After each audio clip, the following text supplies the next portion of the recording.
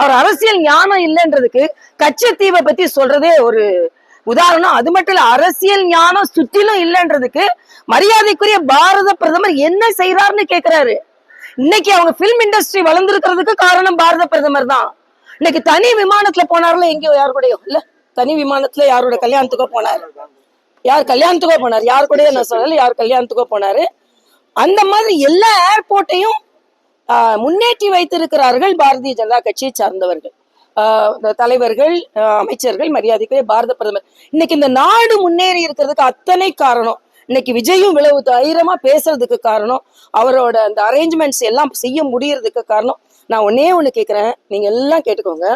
இவ்வளோ பெரிய ஏர்போர்ட்டை எந்தவித பிரச்சனையும் இல்லாம மரியாதைக்குரிய பாரத பிரதமரின் வழிகாட்டுதலில் அங்கே உள்ள தொழில்நுட்ப கலைஞர்கள் நிர்மாணித்து கொடுத்திருக்கிறார்கள். ஒரு கொடி நட முடியும், ஒரு கொடியை ஒழுங்கா நட முடிஞ்சுதா?